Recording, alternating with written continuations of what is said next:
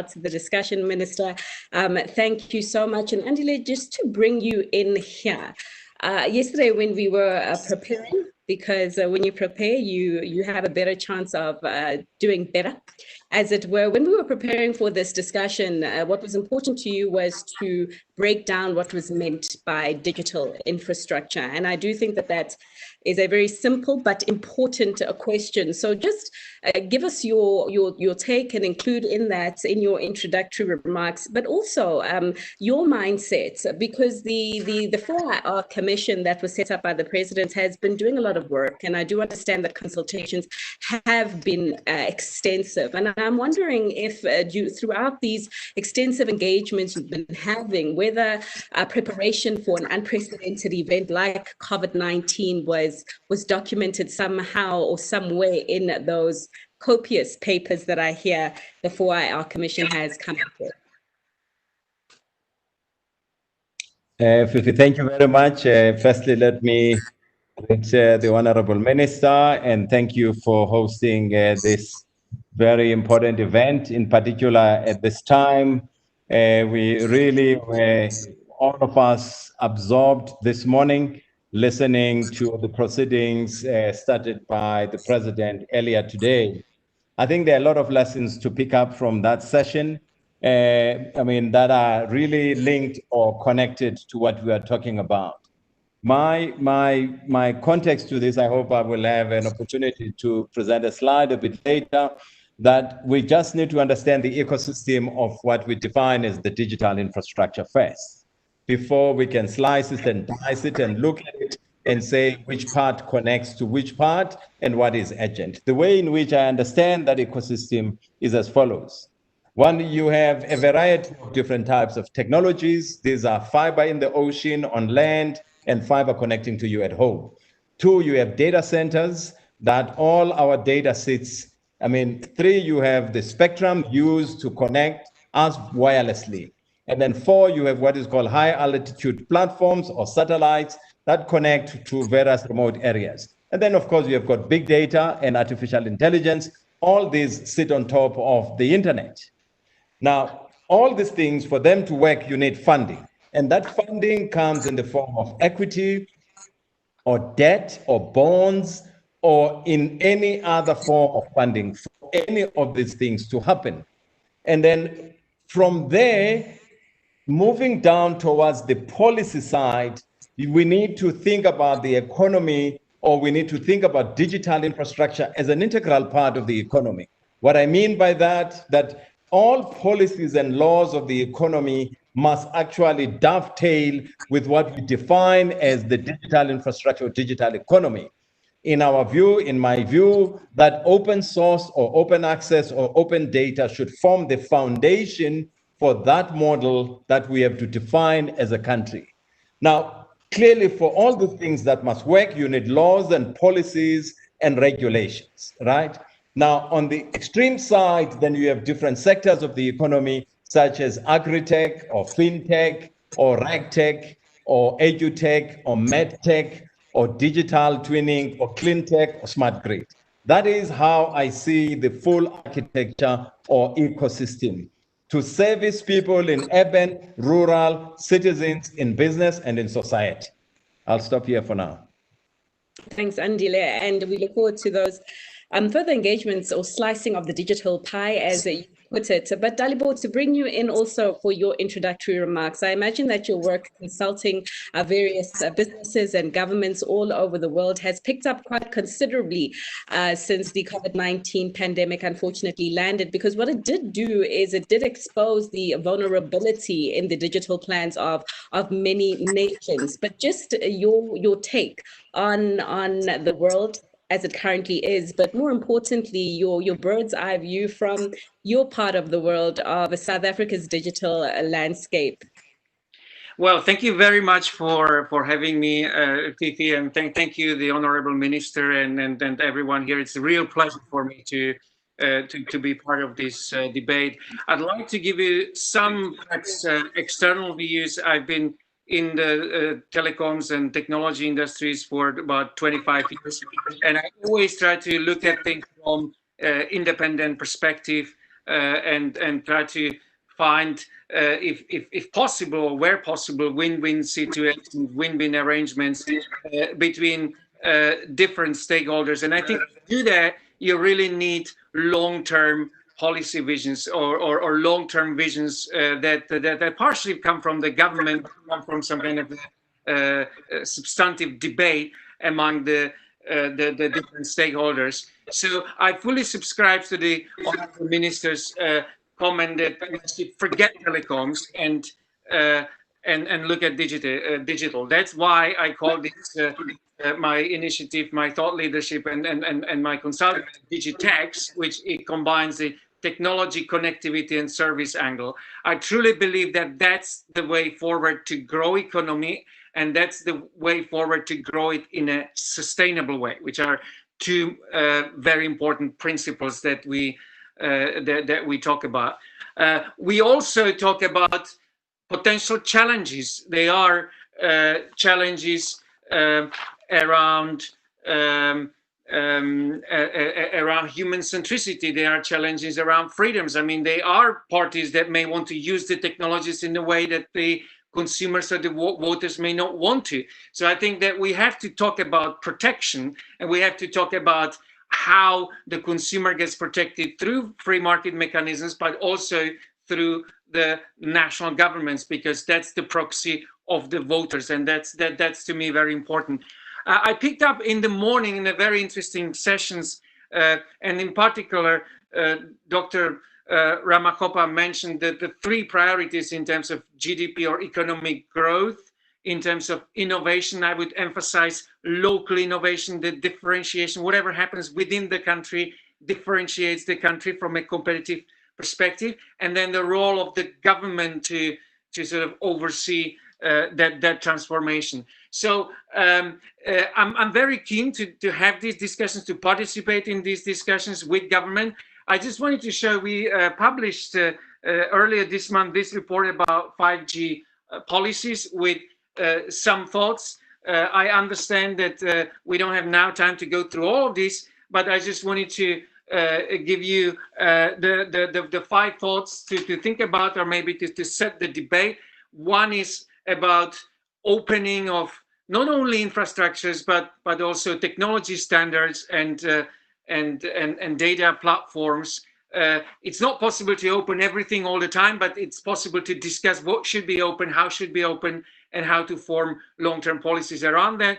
The second thing is around being smart about use of spectrum, potentially allowing private networks, dynamic spectrum access, other things, just to open up the idea about how spectrum is used, but in a very fair way to the stakeholders that are in the industry. Because I believe, I'm a true believer that the current telecommunication companies can substantially transform themselves and substantially help the economies. That's my third point in terms of the role of the telecoms, as if you want the national data guardians or guardians of the data sovereignty and of the data of private entities and the public entities. We also talk about potential synergies between different infrastructures. So we shouldn't see the digital infrastructure as a standalone infrastructure. There may be other things that it's synergetic with. And of course, the topic of security, health, and control of freedom. So these are our key topics, and I'll be very happy to elaborate in some of those also in the South African context.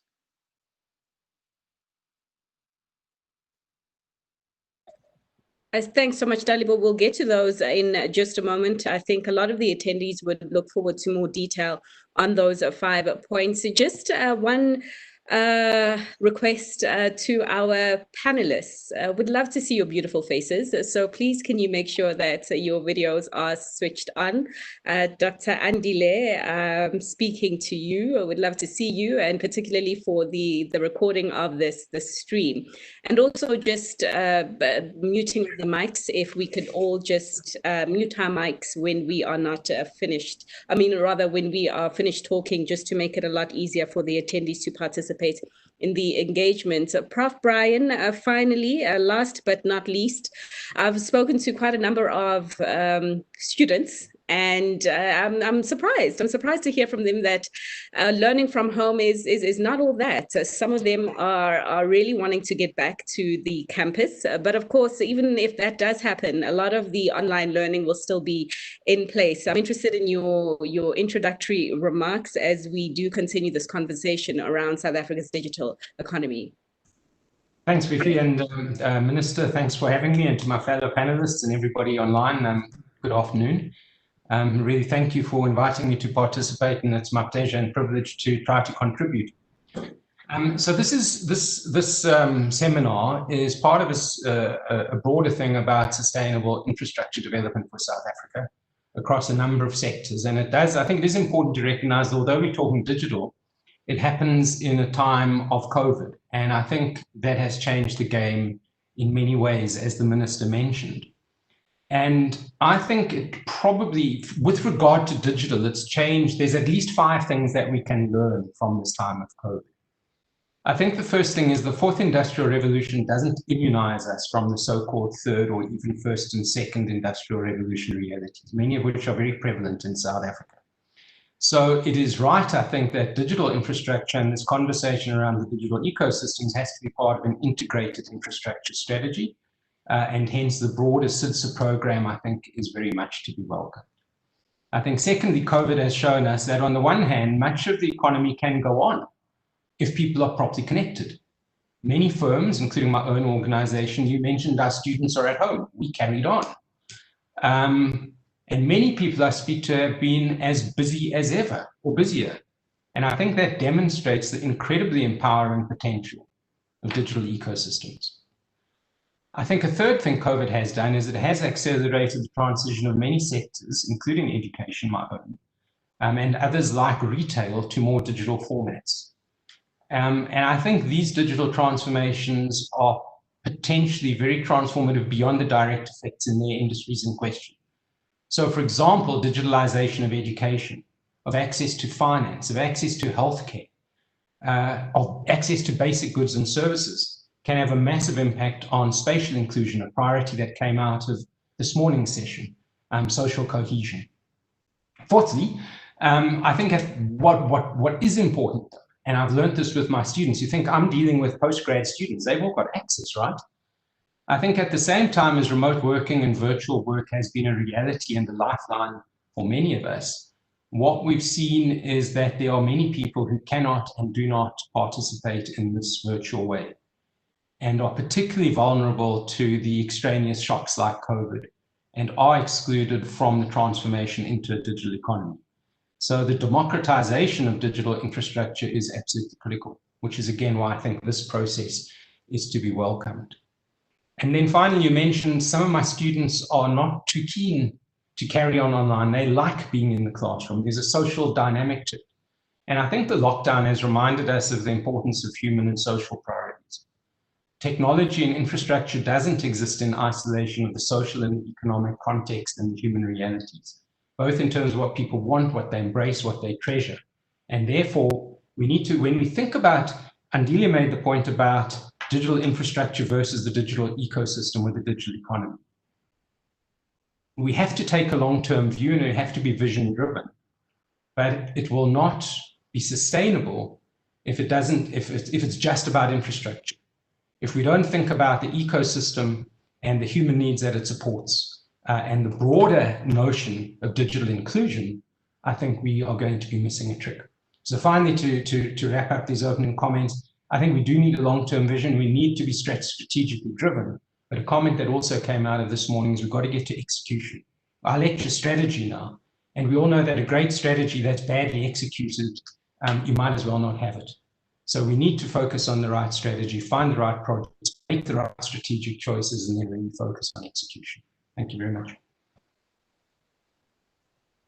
Thanks, Prof. So let's talk about those projects now. Minister, if you could just let us know what is on the go. You did start off by mentioning something that has been recurred throughout the speakers, and that is what COVID-19 did by exposing the outcasts and those that didn't have the privilege to continue learning from home or to continue working from home. So essentially, our inequalities were really laid bare and magnified.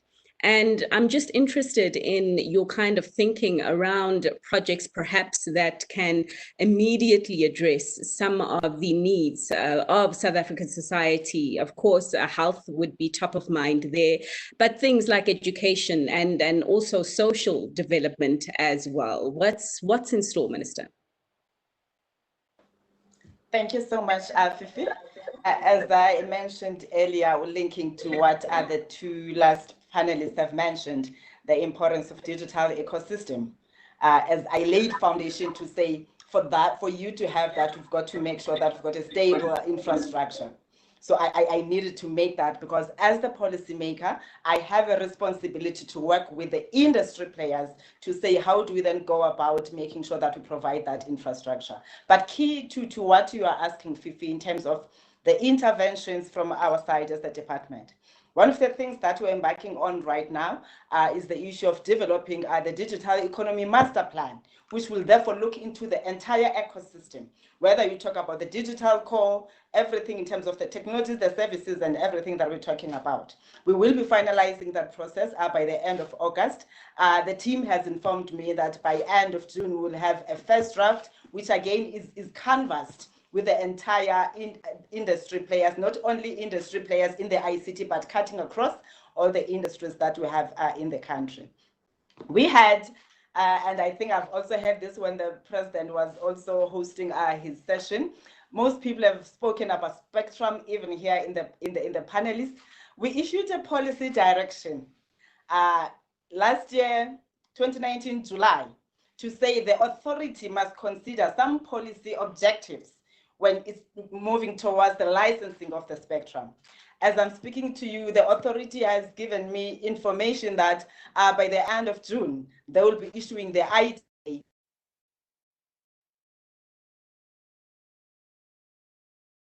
They are aware that by the end of December, they would have licensed the spectrum. You do consider again the fact that in the policy and policy direction that we issued, we then proposed a hybrid model which spoke to the release or the licensing of the high demand spectrum at an auction level or whatever method that the authority feels comfortable with. And then the other one that is on open, the open wholesale system that we're talking about, whereby we're saying we want everybody not necessarily to own, but to say how do we utilize the available spectrum. And when we do that because we're appreciative of the fact that as much as government, we want to see money in the spectrum, but there's value in making sure that people must utilize the spectrum in order to not to only deliver transformation, but to ensure that even those that have not managed to have access in the spin-offs of the spectrum that has been licensed prior, they can have access to it.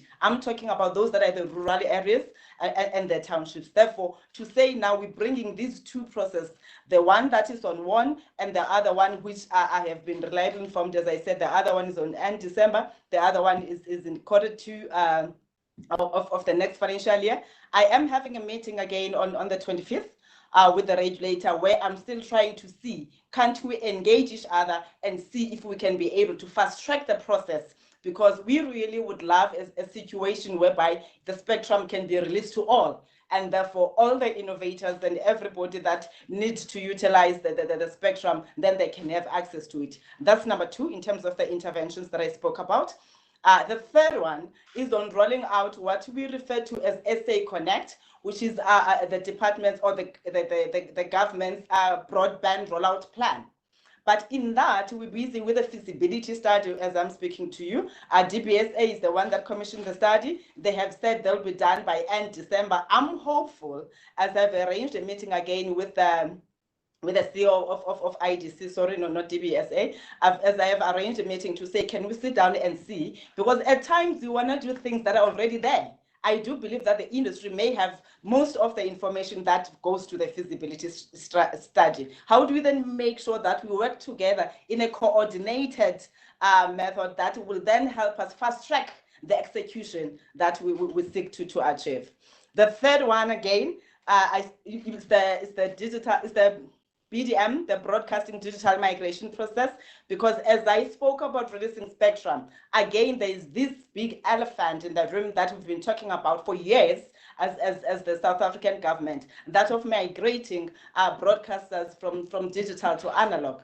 And we have already set up a date to say, come what may, by next year we should have switched off everyone. But what we're saying, as much as we appreciate that other people do have access to funding themselves in terms of buying the necessary devices, as government, you also have to look at the poor, which we have taken a decision that we're not going to hold people, those that can migrate, because we're still trying to look at the poor, which is why amongst the other projects that we're looking at in terms of investment is that digital migration process, to say how can we come together, of which we realize that the use of set-top boxes, the DTT boxes, has been outdated. Hence, we then cabinet approved that we avail the IDTVs for the poor households, but any other device that can help one migrate to those that afford is acceptable.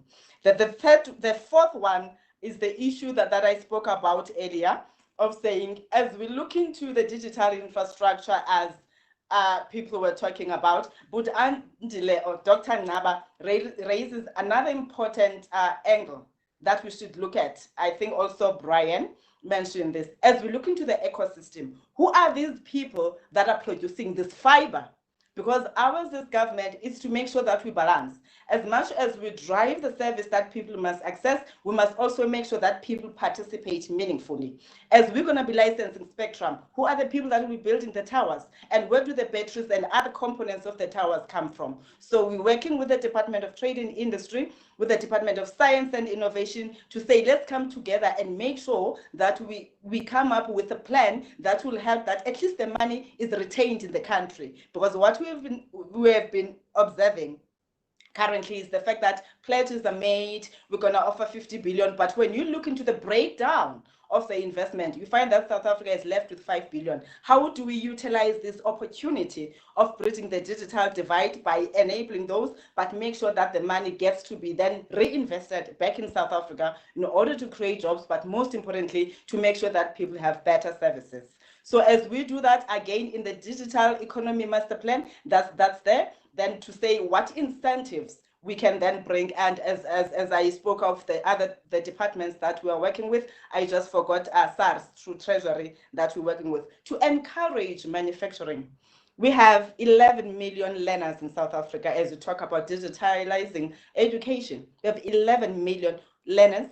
We have more than 3 million educators. I'm not talking about public servants and anybody else. That already tells you that there is a market, because as I said, COVID has helped us fast track that we thought that it's impossible to happen. Everybody saw the need, whether they're earning grants, but they saw the need to go and buy a tablet and any other device that they needed. How do we then build on that? To say, as we help bridge this divide, we provide this digital education, but manufacturing is done here. And that doesn't mean that when we say manufacturing is done in South Africa, strictly a South African company, but we are saying all those that are OEMs that have the capability to produce this, they must at least have factories here. But they must also consider in their value chain ensuring that they use components from South Africa.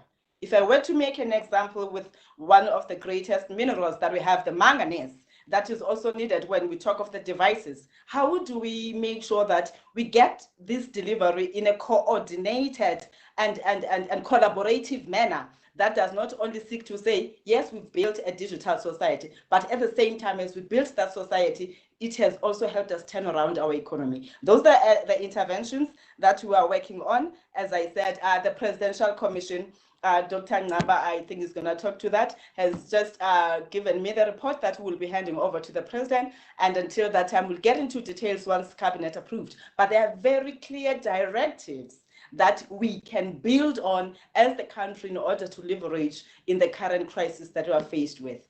So far, I will pause. Oh, the last thing. We can be talking about everything, all those services, as long as people are participating in the internet. Privacy is key, and we all agree that data is the new oil. And therefore, if data is the new oil, it tells you that we've got to do everything to protect it, not just for people's privacy, but also to give access to the small businesses and other people that must use it in order to inform their own planning and commercial interventions that they want to introduce. I will pause there for now. And of course, South Africa has to be the hub for all this infrastructure that we're talking about so that it can service the entire continent. Thank you, Fifi. Thank you, Minister. I agree with you and quite a lot of the things that you have said, and particularly by way of, manufacturing and boosting the local manufacturing sector and ensuring that the inputs are actually from South Africa. We've seen what COVID-19 has done in terms of when you're so dependent on one country and something goes wrong in that country and you've got a disruption to supply, we can't have things coming to a standstill as a result. And even in terms of the things that you spoke about regarding investments and all these pledges that we have seen, we've seen billions being pledged to be invested here in South Africa. And I'm surprised when you say that, a lot of the money, the pledges, not everything came here in the country. But what we have seen from corporate South Africa also is a very bad track record in getting value by taking money to the UK or taking money to Australia. So certainly the money is there, and it will be interesting to discuss with the panel how we ensure that the money stays here. Dr. Andile, the baton was passed to you, as it were, and I'd like you and all the other panelists, in fact, just to comment on some of the things that the Minister has said, the various projects and initiatives that are being worked on, from the Digital Economy Master Plan to Spectrum, and also rolling out of SA Connect, and the broadcast digital migration processes were some of the things that she mentioned. Dr. Andile, before you do answer, however, there's a question coming from the attendees. They're asking if the slide that you will be presenting can also be shared to them at a later stage so they can get copies. Oh, for sure. Yes. I will email you as soon as I'm done. Can I jump into it? I mean, to take off from what the Minister said, data is the new oil. I think that is the trust. I mean, everything he said is, exceptional, but I'm just going to zoom into the issue of data as a new oil. If I may present, do you mind if I do that very quickly?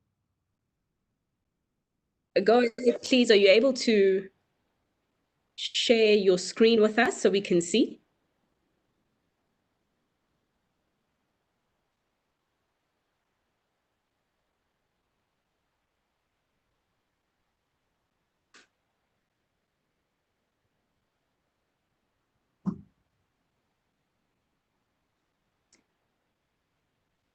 Perfect. We do have your screen with us.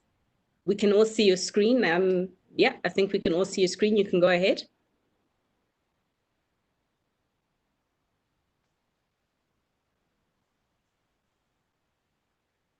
Great. Thank you very much. Thank you very much, Fifi. Again, Minister, thanks for your time. And Brian and Dalibo, thanks. And all other panelists that are here.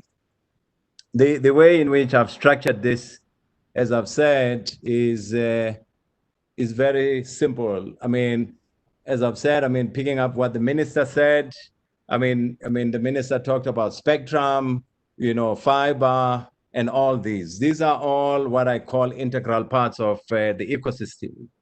Now, these are supposed to be backed up, as the Minister said, by policy and all the engagements that she talked about in government. I think the critical part is in that middle layer of the market structure where the private sector will be to be able to build and do all these. But I put them in the middle of the ecosystem because you need funding to do this. As I've said, debt, equity, MES, from private equity, from venture capital funds, from development finance institutions, from bonds, from equities, as I've said. On the other extreme, you have all sectors of the economy. I think it's critical, Fifi, to state that, when we talk about digital infrastructure, digital economy, is not only about us as a sector, it touches almost every aspect. Now, one of the issues that South Africa is really key and central in the area of us having access to both the Indian Ocean and the Atlantic Ocean. And the fact that we are this hub connecting Africa on the west side and on the eastern side. This is a great position to be. In particular, now that there are 2 or 3 new cables that are coming.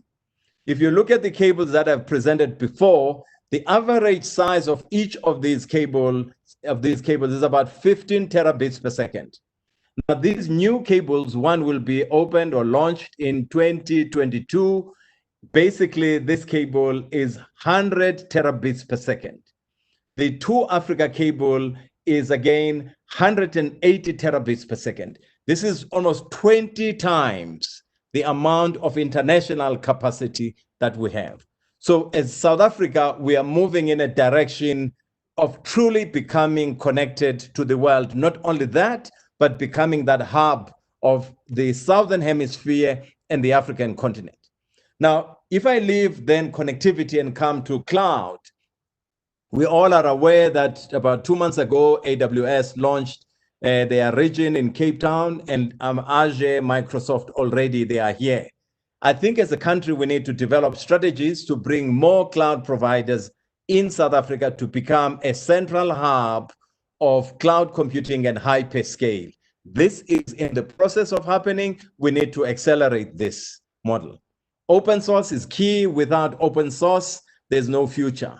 And really, as an industry, we are busy with all the conversations amongst ourselves as not just in South Africa, but the continent, to be able to drive open source. We are fortunate the fact that Ubuntu, as one of the largest open source platforms, is born out of this country.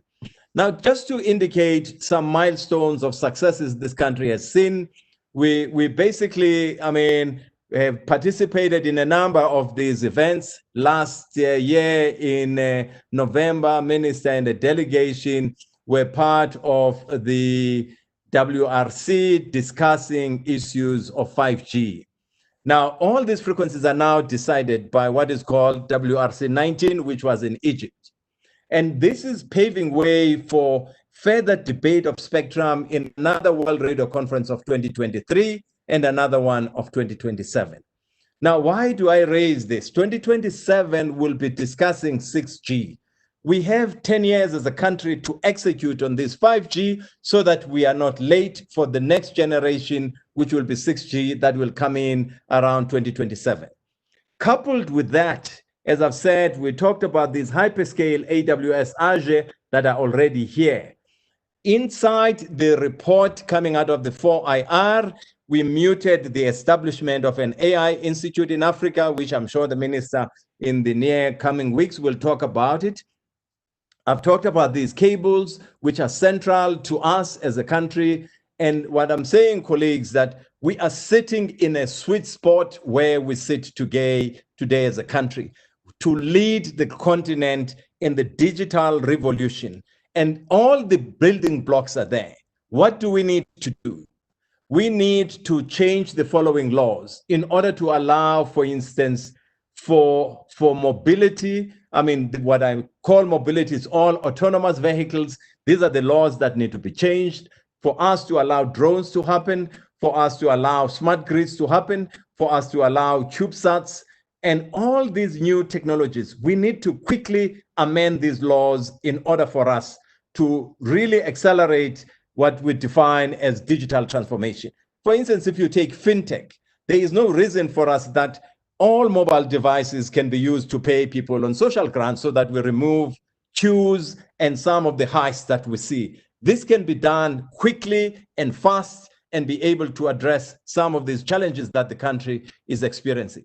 What I'm saying here, Fifi, in addressing 5G, because of the concept of dynamic spectrum allocation and slicing, we need to look at 5G not in the same way as 4G or 3G. 5G is a platform, is not a network, and therefore the way we address spectrum has to be very different. Now, let me move to issues of agri-tech, edu-tech, e-sport. All these are issues that are happening in the country already, and that we need to amend these laws to make sure that this country can be truly digital. So those are a few slides that I felt I needed to share just to give context to what the minister was talking about. Thank you again, and I will pass on the baton to the next panelist, or through you. Thanks. Thanks, Andile. And I see that now there are more presentation, or there's more slides. I don't know how many of the attendees were able to see all the the slides as you were talking through them. But if you didn't see everything that Andile was mentioning as he was talking, he has said that his slides will be available and you can get to it that way. So I'd like to gather the other panelists' thoughts also on what the minister had to say. You know, as you're talking 6G, I'm thinking, wow, 5G, I'm experiencing it currently, having to work from home, and it is pretty fast. It's quite nice.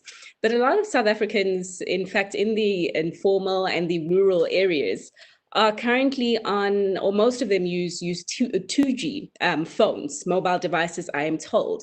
And the release and the imminent release of spectrum will certainly go a long way in ensuring that 4G is rolled out in this country, and even 5G. We've seen a lot of the independent players also getting ready to do that. I'd like to bring in you, Dalibor, just to, again, off-take from what the minister has said by way of the projects that we have got and the initiatives that we have got in the pipeline. She did mention the issue of protection, which I know is also something that you are quite keen to talk about, but just over to you.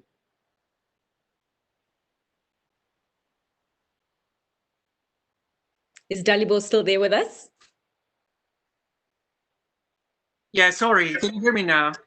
I can, Sorry, go ahead. Apologies.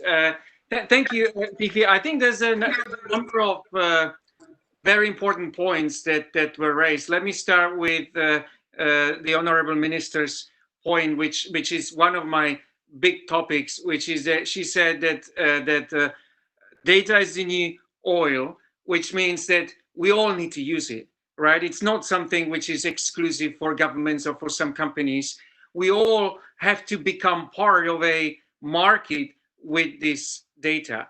And I think this is very important because a number of nations are realizing that there are lots of things are happening at the global level, but ideally we want to be making it part in South Africa of the South African economy. We want to make sure that the data that's generated by South African people and South African companies can be best utilized in South Africa, ideally. So I was part in a similar project in Turkey with Turkcell, which I think made it one of the most successful projects like this of a digital transformation of a telecom company, which was driven exactly by this idea. Let's go and try to build a national data company which will focus on the best use of the data nationally. It doesn't mean banning the others. It means putting an initiative in this, because as we progress with this digital economy, we would like to, I think what we will see, and I call it digitex economy, we would like to see small entrepreneurs, businesses, restaurants, hairdressers, whatever, to get as much data about their customers as possible so that they can improve their efficiency and improve their service and customize the service. This new economy is about customization. Everyone gets exactly what they want. And for that, we need the data. The risk of data concentration with big companies, and potentially big foreign companies, is that they then run the agenda how it is used. So I think it is very important to have innovative projects locally that would create this market for data, and that will involve as many local businesses as possible. Because I know that lots of companies will tell you, we come to South Africa, we'll invest and we'll create jobs, we'll do this. But the fact is that we need to create these jobs on a very large scale. So, it's my belief, I know that some people may disagree and they say that this digital economy will overthrow everything. I think that digital economy will grow, but the existing economy is still dominant, right? The digital economy grows into it and will drive the growth. So what is important is that the digital economy allows, or the data allow to shape the existing economy in the right direction, rather than competing and killing it or completely disrupting it. So I think that's one important point. Just one point about policy, and it goes back to the funding. I remember the word bankable was used a lot in the initial in the opening session. I think the key thing that the policymakers can do or should do to attract funding is to come out with a vision. That's why we produced a document. I put it on the chat as well, if for whoever is interested in, or I can share it in other ways, because I've worked with governments, I've worked with companies also from the telecommunications industry, and the problem that I come across in many markets, and I think was quite similar in South Africa, that the different stakeholders have different interests, and they don't believe that there is a long-term vision, or they don't believe in that. They don't find it credible. They think that things can change, and therefore they focus on their short-term interests. And I think spectrum is exactly the right example to show where if there is a longer-term consensus around how the digital economy can work, you can go to the big players and try to get some concessions from them, or I would say not compromise, because compromise is a wrong thing. I mean, you can compromise and get the solution. It's not good for anyone. So let's use the word consensus, where you have a debate and you convince the parties that certain things that you're proposing are actually good for them in the long term, and they should consider this. So that kind of debate, I think, is very important. I've got a couple of other things, but let me pause here and pass the word to other panelists for now. Hello?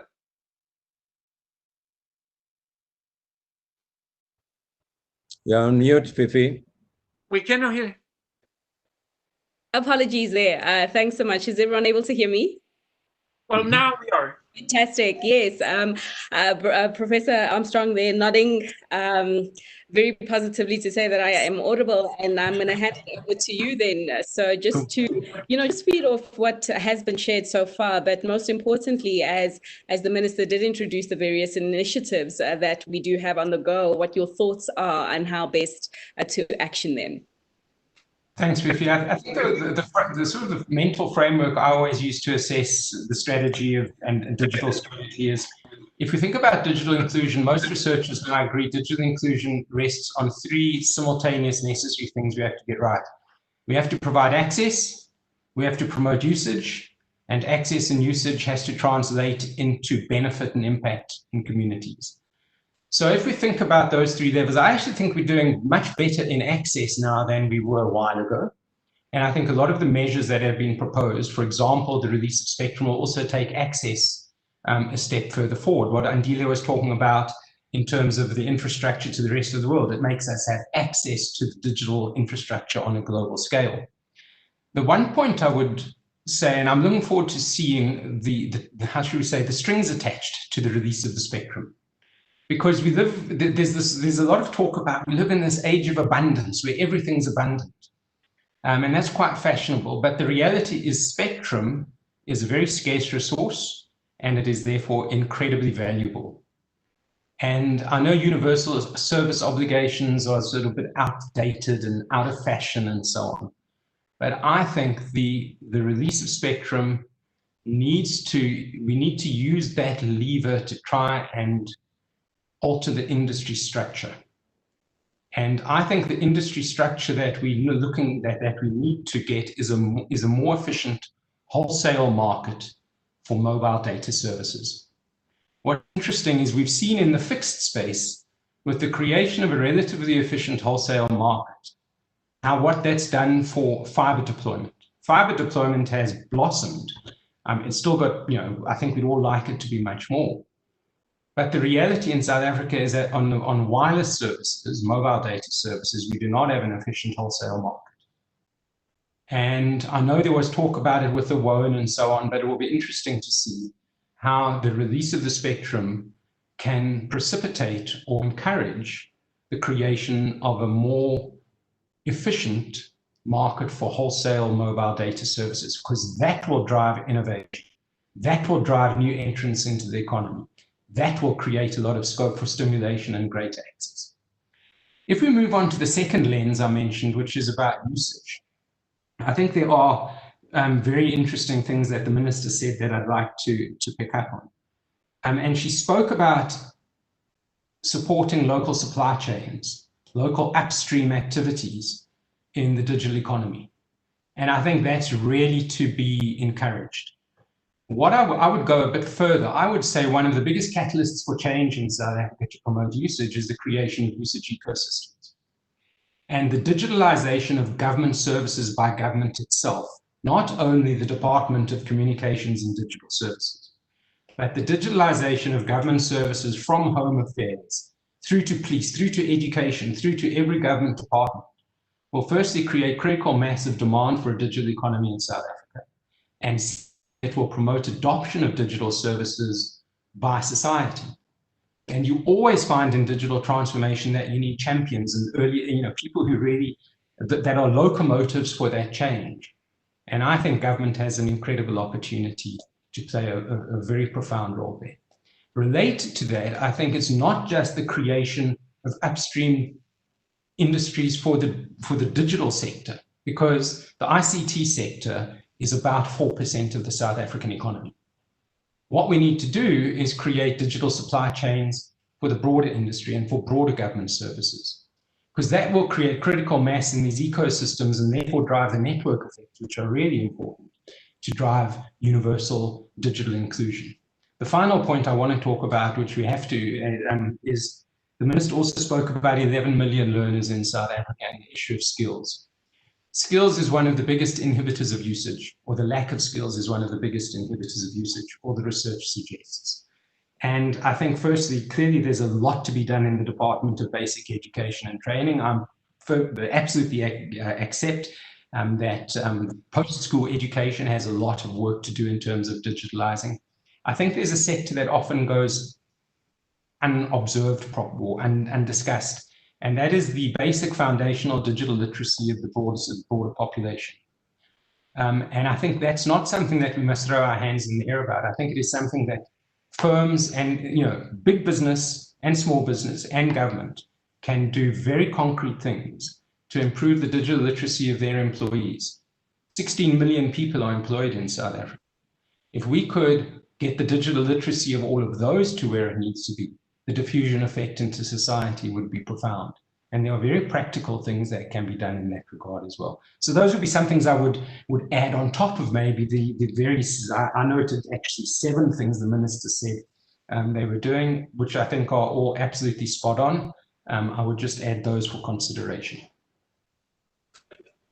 Thanks, Prof. Let's put it back to the Minister. I mean, in terms of digital literacy and skills, here, I don't know how many of you guys have been challenged by learning how to, use these various digital platforms to conduct yourself in meetings and share screens as you're doing a presentation online. It has been quite an interesting process to learn one's digital skills. And just, I see there is a question coming from the attendees regarding Mr. Ngaba's slides. Once again, yes, they will be shared to you right after this or as soon as is possible. Minister, I'm hoping that you can just comment on some of the things that the panelists have said in response to the initiatives that government has got underway. It was quite great, Professor Armstrong noting that, I mean, quite a lot has been done by the ministry and government, and we have really improved in the areas of access and increasing access. But there were some areas in which I'm hoping that you can comment on. Dr. Ngaba was speaking about the accelerating strategies to bring more cloud providers on stream. We also heard about wanting a bit more clarity regarding the T's and C's regarding the spectrum rollout, where things are in terms of digitizing government services, and also most importantly the skills and making sure that the employed, the unemployed, and all the learners have the necessary skills to be relevant in this digital ecosystem that we're trying to build. Minister? Thank you so much, Fifi. Probably let me start with the last one on the skills. Although we do know that that's the Department of Education, whether basic or higher, that's responsible for that. But because we have an interest of ensuring that that digital society that I spoke about is built, we then commissioned a study through the University of Wits started to give us an analysis of the digital skills gap in South Africa. And they produced that, and out of that, we have therefore developed the digital skills strategy for the country, which has been shared with the clusters. And of course, we're working with the 2 departments that I spoke about. And right now, it's awaiting approval from the national skills, whatever that's shared by the deputy president. And once we do that, as I said, it's important because, as I think it was Brian, I think, who was talking to the fact that we need to make sure that we build digital literates at all levels. There's a high illiteracy rate when it comes to digital skills, but then how do we work together to make sure that everybody then becomes that digital literate that we're talking about? So that's the first thing. And as we do that, the Department of Higher Education, on its own, Science and Innovation, has established a component internally that's looking into the skills of the future. And what is it that is required at what level in terms of the post-matric level, whilst the Department of Basic Education is also working on their own. That's why President made the announcement to say now we'll be seeing learners at a lower level introduced to coding. As I'm talking about that, as the department, we then initiated or launched a program that's called Building a 4IR Capable Army, which seeks to say, we do appreciate you nurses, traditional engineers, traditional presenters and all that, but things are going digital. And what are the key things? And then amongst the programs that we are running there is the one of ensuring that we produce data scientists at different levels, because you do know the entire ecosystem data has to be mined, processed, and all those things. So we introduced that program. We introduced that of the 3D printing, which again is another technology that, as we talk about manufacturing and other things in the new space, is very important. We then introduced again programming and drone piloting. We want to position South Africa as an e-commerce country that can provide the services beyond the southern side of the continent, but into the entire continent if possible. We also introduced software development, amongst others, and e-gaming. Key to that is digital content development. Where do people access content and how? Not everybody will be commissioned by SABC or the other broadcasters, but there's a need, as you see actually every day in your cell phone, you laugh at certain videos that people have not yet learned how to commercialize those, because other countries have really built on that economy. All this talks to the skills and the opportunities that we foresee for South Africa if we were to invest in some of them, as I said earlier. The second one again, which talks to, I think it's Brian or Dalibo, I can't remember, who says it's very important to have a clear vision of where you want to go, not to look at short-term goals, which is something that again needs a mind shift of not only government, but the industry itself. Not to want to be selfish, because right now we have invested in this, and therefore every policy and law that must come must be aligned with this that we invested on. Which is why we said it's important that as we try to work on the digital economy master plan, the 4IR recommendations in terms of presenting and then making sure that they are implemented, we also have to engage the private sector on their future investment plans, so that as government, we're able to be agile and create policies that will be responsive to them. And that requires all of us working together. It doesn't matter if you policy, because we do not make policies for ourselves as government, which is one of the challenges that we faced in the past. Our policies mainly were inward looking, which is why we said now we've got to look at that matters, what is needed for the country, and therefore who needs to do what and what kind of policy needs to be produced.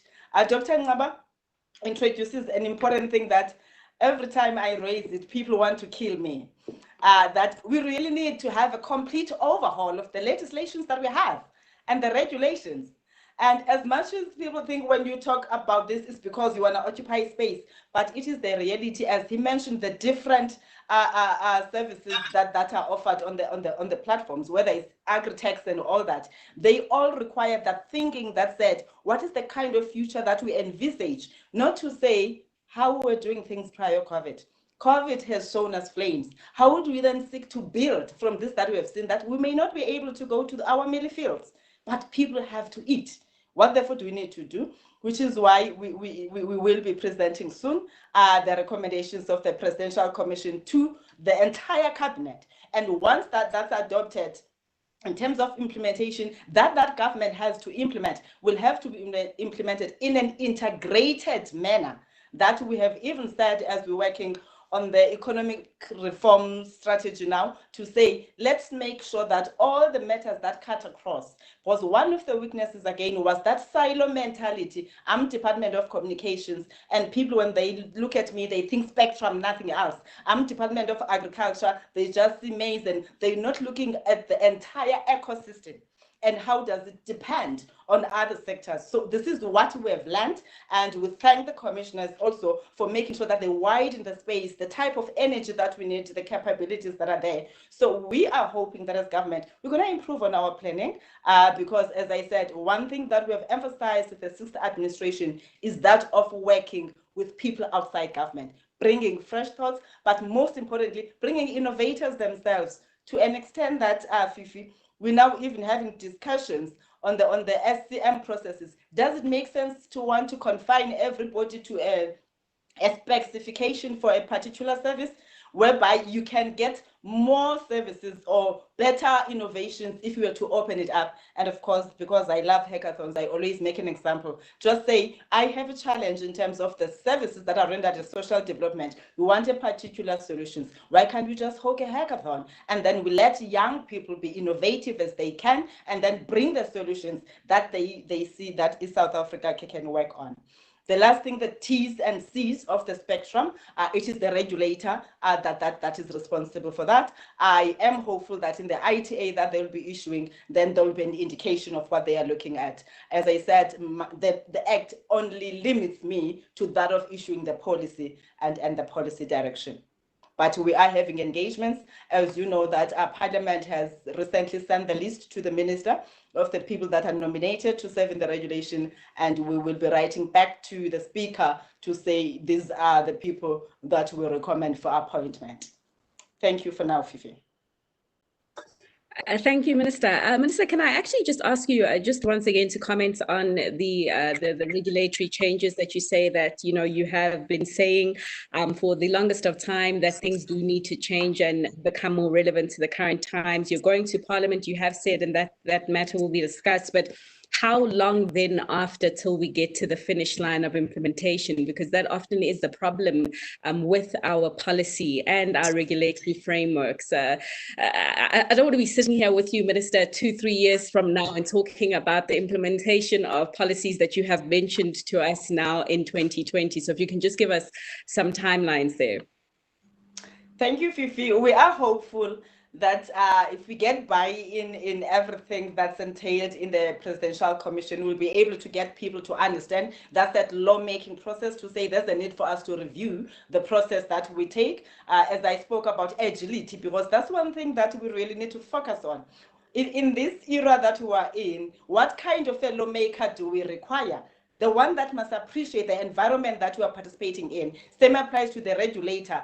I said earlier when I was making the correction on telecoms, because everything that we've been doing has been looking at that, even at regulatory level. How would we then make sure that we have regulators that appreciate that the internet is the driver of things, everything that is happening, and therefore they have to understand the basics of internet, the socio-economic impact of internet themselves, so that when they go and regulate, they do not prohibit innovation. They do not issue a regulation 2 years later, as we have just said, and it's no longer relevant. So we are trying to have those engagements, but key to that is that skills provision that we spoke about, because for people to understand, they really have to be taken through a process to say, this is where you want to go, which is why I linked the skills program with what Dalibo spoke about, the importance of a shared vision.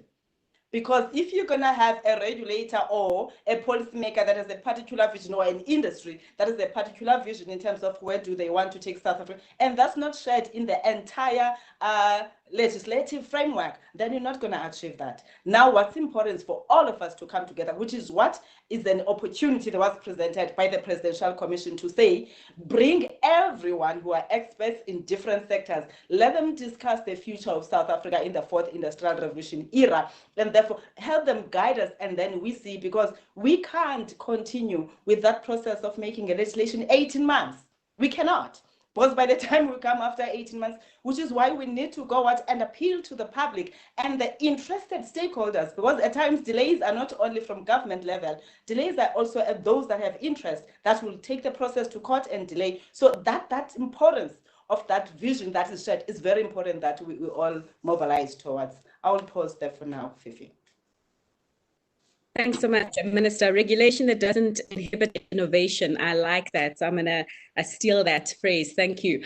If we could just hone in on the T's and C's of spectrum. And Minister, I'm just doing this just to give you an opportunity, perhaps as the middleman in this position between CASA and us, just hearing what some of the panelists are saying around the spectrum and perhaps how better it could be rolled out to achieve its aims. Dr. Andile, we were speaking last night and you were giving your views around this. And I thought that you could just...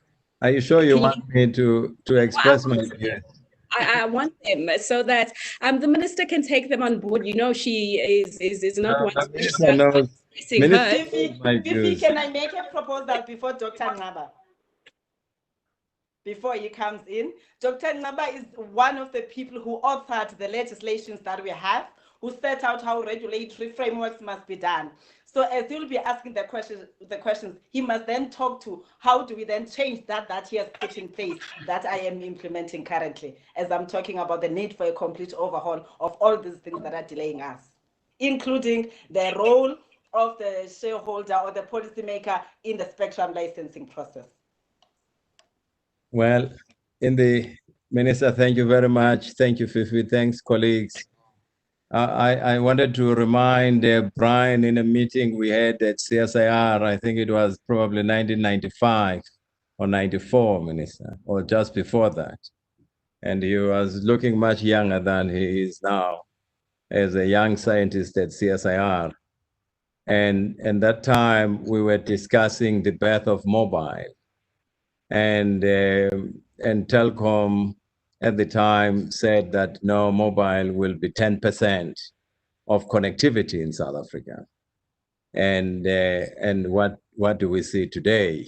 I mean, if you look at the share price of Telkom, and if I was the shareholder of Telkom, I would have long sold Telkom to the market. So that's really, I mean, that's just one example of a phase change.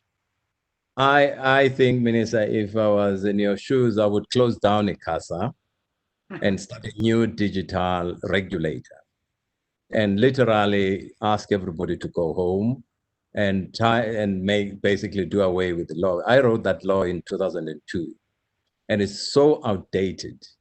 It's not something that you can drive digital transformation of a country with.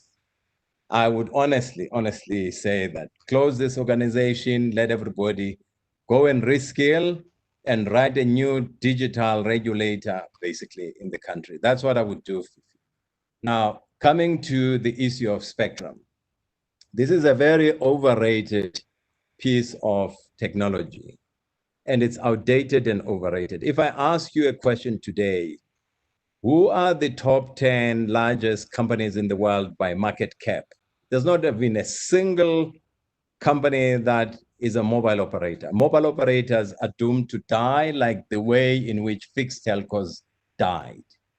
I give them no less than 10 years, basically.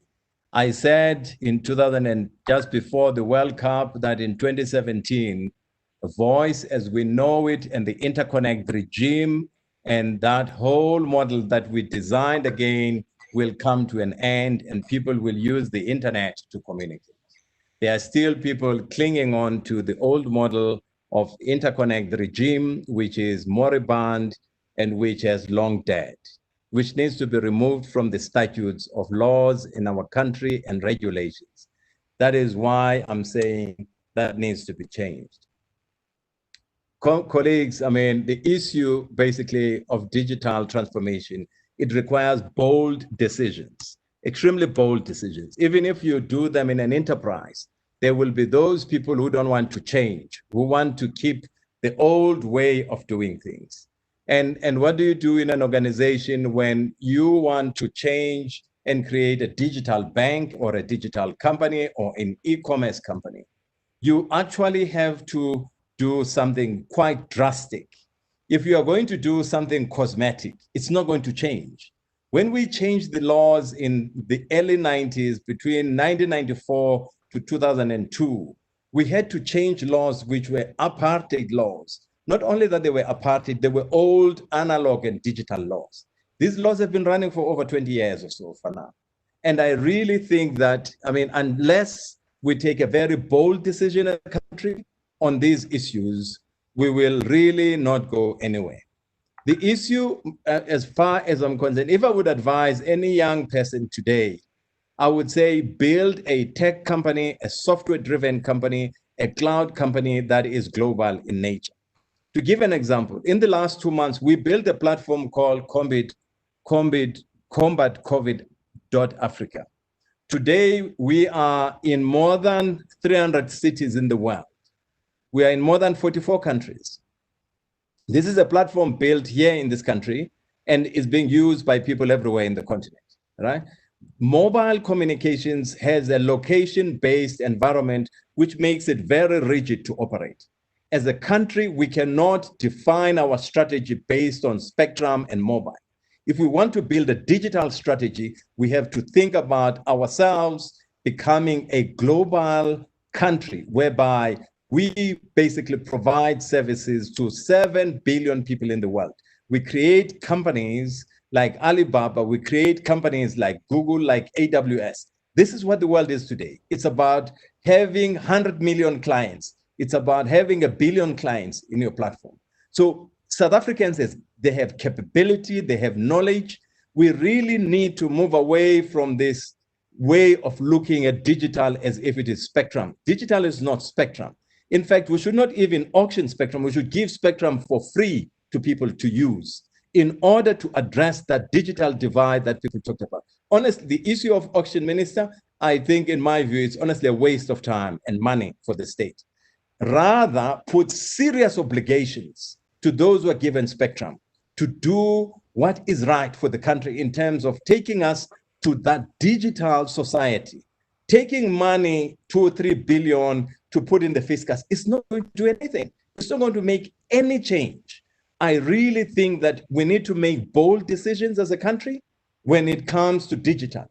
If you realize the language that is being discussed today in the continent, people are talking about other countries. I mean, I'm not going to mention them by name that are starting to be ahead of us. We have no time, colleagues. Countries compete. If we cannot tackle this in a highly competitive way, we are going to be left behind. Close the regulator, start a new body, and create a digital regulator in the country with skills of people who are going to be enablers, not regulators, or a process that is going to take 9 months. These processes that take 9 months, we legislated them in 1994. It's 2020. We cannot apply these laws and regulations. They cannot work. They're not going to take us anywhere.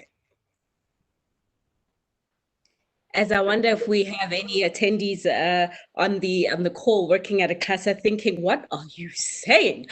But Minister, quite revolutionary thoughts there coming from Dr. Ngawa, and I'm wondering if you'd like to respond to them now, or you want some time just to perhaps digest on ideas of closing down the regulator completely and setting up something new, and also doing away with the spectrum auction process, as it is a waste of taxpayers' money, as was communicated. Would you like to respond now, or shall I give you a bit of time? Let me respond now, Fifi. Go ahead. Thank you so much. Okay. Dr. Ngaba seems to be reading from the same script. The reason I said let him be the person who responds, and I said this is what I'm implementing because of what he initiated, is because I find myself having to implement all these traditional things I'm against.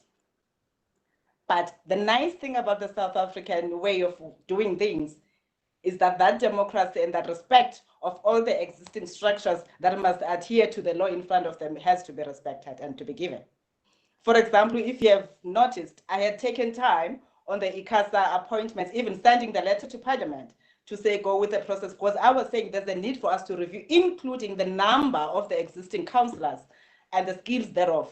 And because the challenge that we face with now, as we go implement what Dr. Ngaba had written and prescribed for this country, we want to be stuck in it. We're not looking into what the future requires. If you were to go and look at the caliber of people that we are looking at, the candidates and all that, you'll find that very few will be responsive to this that we're talking about. And that's the reality that we are faced with as the country this time. People can choose to make it a minister's thing, but it is the challenge that we seem to be saying this without understanding what is required for us to achieve this that we're talking about. The second thing, on the auctioning of the spectrum, unfortunately, as the country, we're not doing very well, Dr. Ngaba. Otherwise, trust me, we do agree that we should be providing spectrum in a manner that's going to benefit most people and therefore enable the environment that we want to build, which is one of the things, again, that we created, that we have not even looked at spectrum at a security angle level, but we've looked at it as an economic thing, a once-off, not looking to the entire ecosystem of the spectrum, which requires a debate again amongst ourselves, not only the policymaker, because I said earlier, it is this country that has a tendency of delaying processes by taking each other to court because people have invested in certain components of the ecosystem. That's why I liked that Dalibo spoke about, the importance of a shared vision, so that people can then find expression to say, we all have a role to play and we'll all benefit without being selfish to say it belongs to me. Thirdly, when we issued the policy direction and the policy in July, we were expecting an engagement. We had several engagements with different stakeholders, but again, the engagements and the consultations that we had was with the people who are only interested in the telcos. We didn't look at the people. We didn't bring everybody in the spectrum ecosystem, which is what takes us back. As we continue to talk about spectrum that's going to enable economic growth, how is it going to do that? Because for as long as we do not unpack that, we're not going to be able to then, let's say, invest in these areas. If you are saying spectrum is going to enable.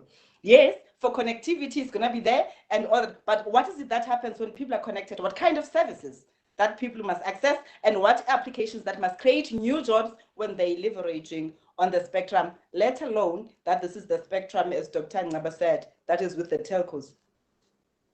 So I'm throwing it back because this is a roundtable with a group of panelists that must then, as we make these proposals, if they agree, we must work together in canvassing for these ideas for the betterment of South Africa to occupy its rightful place in the fourth industrial revolution.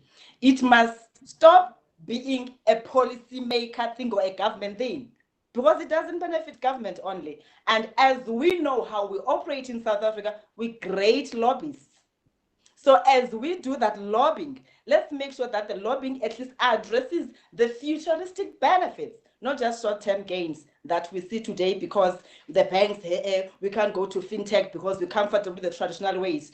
I always put it like this, and most people hate me for it, to say, my job is to disrupt the system. I'm not here to confirm. I'm going to make people uncomfortable. But unfortunately, if as I do that, people don't understand that when I say the department that I'm working with, but we are there to disrupt the status quo. But if the people that we're disrupting for do not have an appreciation of that, again, the courts emerge and all the other processes that we see, which is why it requires all of us, the kind of judiciary that must appreciate when we say we want the interpretation of the law, this is the environment that we're participating in.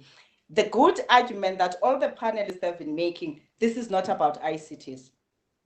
This is about changing the economy and building a new economy that all South Africans must benefit from. I'm throwing it back, Fifi, to the panelists to say, with all the attendees there, what is good for South Africa as we're marching towards December that I spoke about, issuing the spectrum on 4G, and as we're preparing for the future. We said we don't want to be a policymaker that's inward looking. We want the role players to say this is how you can create an enabling environment government, and we are a listening government. Over to you, Fifi and Dr. Naba. Thank you. Thanks so much to the rest of the panelists and or to the minister. And I hope the rest of the panelists are ready to take what the minister has just thrown our way. Dalibor, I want to bring you in here because I do know, I mean, in your work, consulting, spectrum does come up, and you did mention spectrum at the start of in your introductory remarks. So perhaps maybe you can give us a bit of insights into how, I mean, does this spectrum enable this economic growth that we're talking about and this inclusive economic growth? The minister's asking, and then we'll also hand it over to Prof. Brian Armstrong. Dalibor, before you answer the issue of spectrum, one of the attendees is wanting to know how they get access to your research that you did mention at the start. So perhaps you can. I put it in the chat, and I can email it as well to you after this if that helps. That would be perfect. Okay, so look, there are lots of very interesting points and perhaps a little bit aggressive points, but I think it's good that we're making those, because I cannot agree more with the Honorable Minister when she says that the debate needs more stakeholders. I work like that in other countries, and I can tell you that it's a long way, long journey. There's a lot of silos within the telecom industry, which are quite powerful, and but also elsewhere. And to get the stakeholders on the table, the industrial companies, the ones who don't even know that they will need these private 5G networks, to actually realize what they may need in 5 years' time, and how the spectrum decisions that will determine their future can play out is really, really important. But I'd like to maybe mention another slightly provocative point here. Lots of countries quite rightly want to compete and want to develop their digital markets, but I think we have to think about the consumer a little bit, right? We have to think about that we're not here to dictate how people's future will look like. It's the people and the businesses and the consumer who will determine how the future will look like.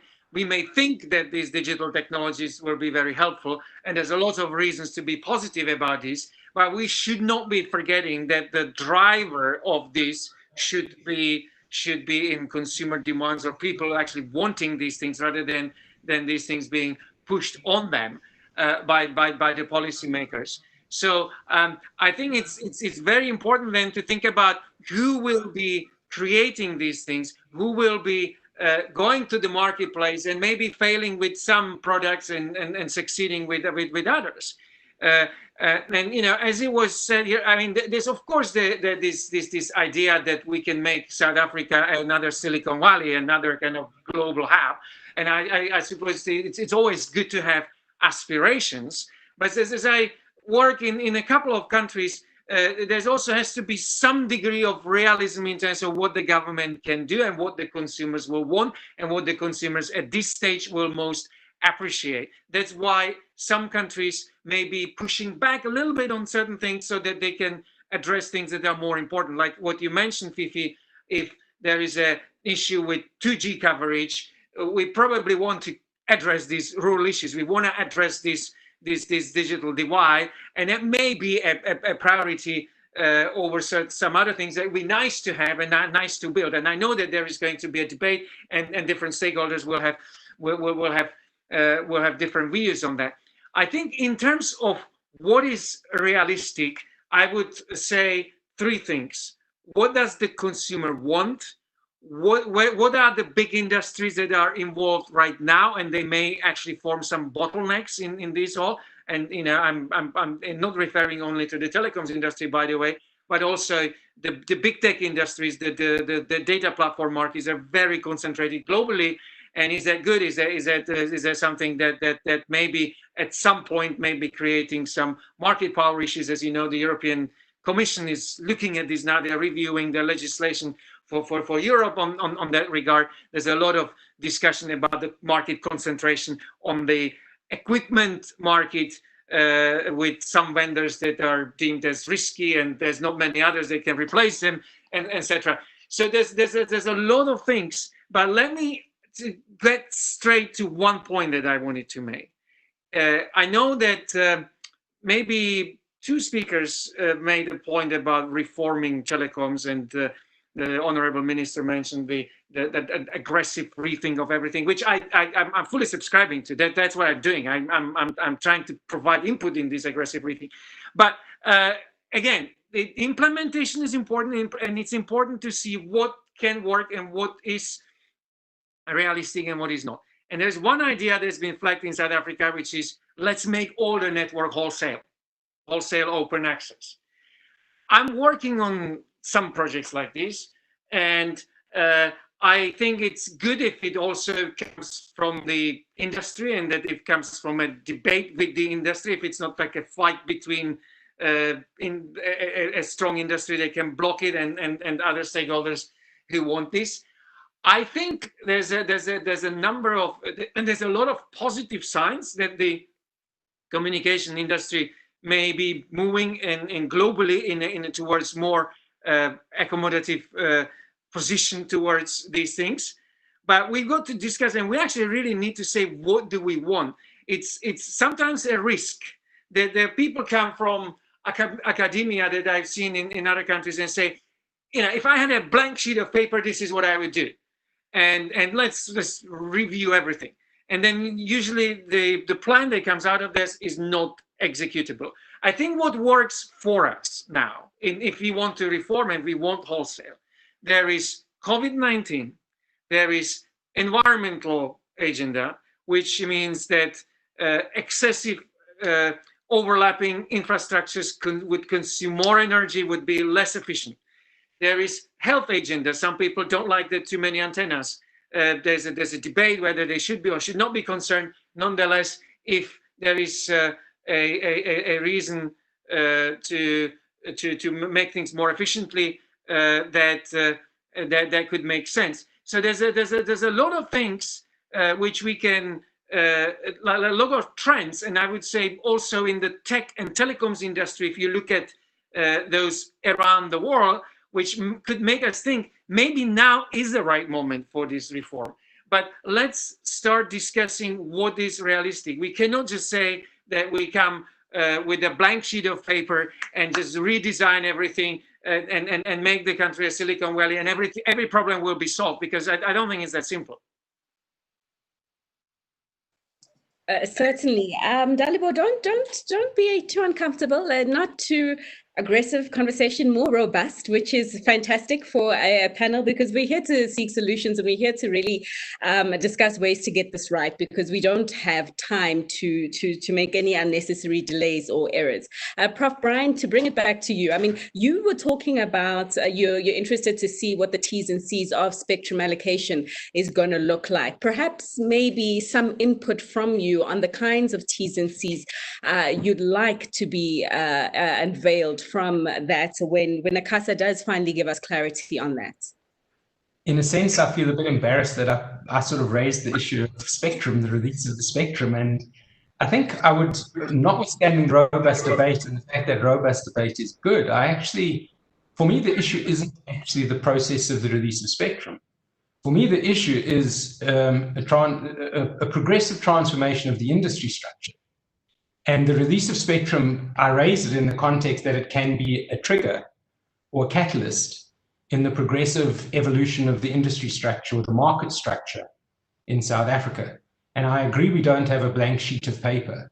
And the reality is the two big mobile operators, but also Telkom and the other operators, have a really important part to play, that whatever we think we want to do, notwithstanding the fact that their share price is in the doldrums, they still have the executional capacity to do what has to be done. There is this big debate. I mean, certainly the Famgas and the Alibabas and the Tencents, 7 of the top 10 were the world's most valuable companies. The platform businesses, the investors love them. But the reality, as we heard this morning, is certainly in other sectors, investors also like infrastructure projects. So what we need to do is find a way that we can put some infrastructure projects on the table that attract investors, that the big players in South Africa, plus opportunity for new entrants, can find a way to make infrastructure available that the over-the-top players can play on top of. because although they are the sexy ones, they attract all the investment value, they still run on the networks and the infrastructure that the unfashionable telcos provide. And we need to be careful that we don't kill the goose that's laying the golden egg, or that we've got to have a balanced ecosystem, that we've got infrastructure, but we have the enabling environment with the appropriate regulatory frameworks, the appropriate oversight, the appropriate content businesses, and the appropriate South African, indigenous African platform businesses that can thrive on top of that. That's what we have to get right and create all those enabling conditions. Oh, and by the way, spectrum is a necessary step on the way. So I don't want to get too hooked up on the whole issue of the release of spectrum. Let's get it done with, and let's use that as one of the levers to play in restructuring the industry. Maybe on a completely different tangent, the minister mentioned the issue of content. We need to be, there's all sorts, we'll talk about pathways for sustainable growth and how, because what is important is how ICT and digital is an enabler of the broader economy to create pathways for sustainable growth in the broader sense. But within the digital context, the fact is, the reality of global internet content, that is 99% of global content is not in indigenous African languages. And we need to find a way to improve the usability of that by the majority of our population. And I think a strong push, while I support this idea of a strong content push about the creation of digital content that is, on the one hand, in indigenous languages. On the other hand, a strong push into translation technologies that, even if it's not in an indigenous language, that people who are not particularly comfortable in English can access it and get value out of it. And thirdly, of course, there is the basic education issue of language proficiency of South Africa. So that's, I think, while we were on these sort of enabling conditions, I wanted to touch on that. But maybe to say, if we therefore, let's all accept the position that it's not, digital itself is the means to the end. It is the means to empowering South Africans and enabling South Africa's economy to find sustainable pathways to growth. And there's a lot of work that's being done on that. And I think it is important maybe just to recap some of the ideas that have come out of it. How do we create a vibrant market for digitally traded services? We used to call it business process outsourcing, but there's a much bigger opportunity around globally traded digital services. The second is, how do we create, what are the enabling conditions that will allow South Africa to be a hub as a frontier for the piloting and exploration of technologies in an emerging markets context? Thirdly, what new labor-absorbing play? Everybody talks about Uber and Airbnb and wow, and they've created a lot of jobs. What other labor-absorbing platforms can we create that will lead to hundreds of thousands of jobs being created? Digital is key to that. How do we create smart? How do we unlock the power of digital to create smart agriculture, which can really provide the exports which pay for a lot of the stuff? How do we digitalize domestic consumption? I think COVID is actually ironically going to accelerate the digitalization of domestic consumption and expenditure. And finally, there is the issue of manufacturing. And that's the one where I personally am a bit less bullish, because globally, growth in manufacturing capacity is exceeding growth in demand for manufactured goods. So we need to be a little bit careful that we don't, I think there's absolutely niches that we can and should play, and we need to be careful of the concentration. And I think concentration offers an opportunity for niche players with emphasized local demand conditions to play. But I think manufacturing, we've got to be very razor sharp on the areas that we invest. Fifi, before Minister closes, can I request to say something?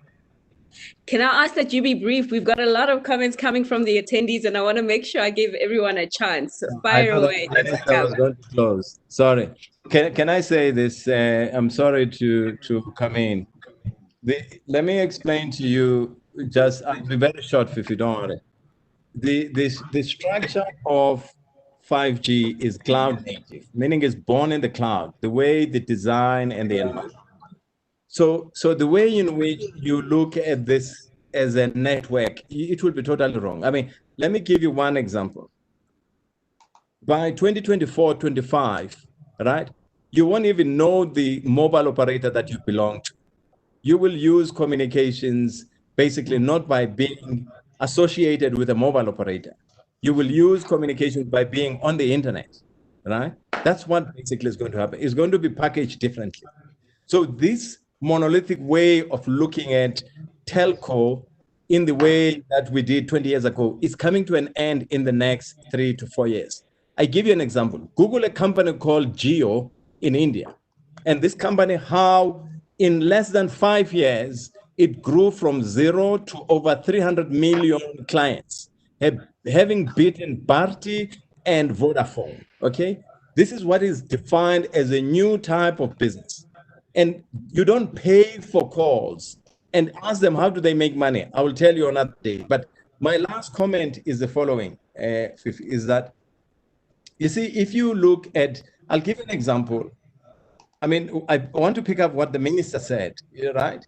Why I want to repeat that when we were writing the green paper in this country and the white paper at the beginning, we did talk about post-ICASA period, that there will come a time where in a paper that we published called Info.com 2025, we talked about a post-ICASA, that there will come a time where we don't need this and we will need something much more digital.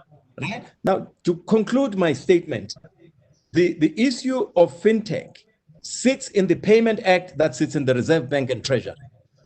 Insurtech, right, sits somewhere else, right? Envirotech, Cleantech, Edutech, all these, there's no way whereby the current ICASA can do enablement of all these digital environments. I don't think this is about, doing everything. We really have no choice.